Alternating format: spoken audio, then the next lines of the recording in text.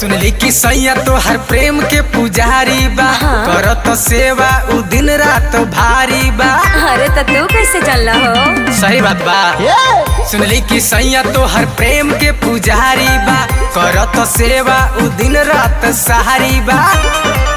तो हर सखिया सब दिहली बताए, हाँ बताए। ठीक है सुन ला। नहीं ला जाए मन भर खाए, बोल के भतरा नाम सेवाए। नहीं ला जाए मन भर खाए, बोल के भतरा नाम सेवाए। अरे बुझला।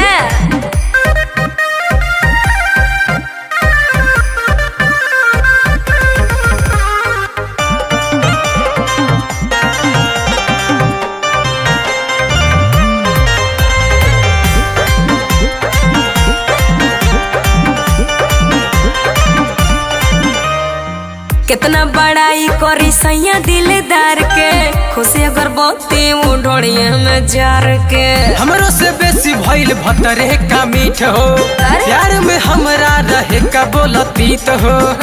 अरे बुझलो कि ना? आही रे दादा, कितना बड़ाई करी सैया दिलदार के, खुशी अगर बहुती उड़िए में जार के। हमरो से बेसी भइल भतरे का मीठ हो, प्यार में हमरा रहे का बोलतीत हो। ओकरा में कवन रस गइलू तू पाए, गइलू तू पाए। बोला ला सुना। चार बार नहाए रात भर जगाए, बोले के भतरा नाम सेवाए। चार बार नहाए रात भर जगाए, बोले के भतरा नाम सेवाए। बुझाइल कि ना?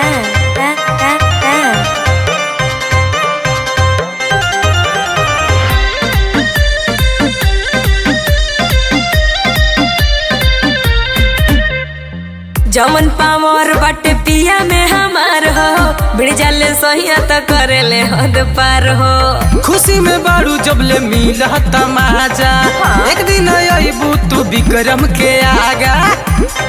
मार दे आही रे माई, जमन पावर बाटे पिया में हमार हो, बिड़ जाले सहिया तो करेले हद पार हो। खुशी में बारू जबले मिला तमाजा, एक दिन आईबू तू विक्रम के आगा।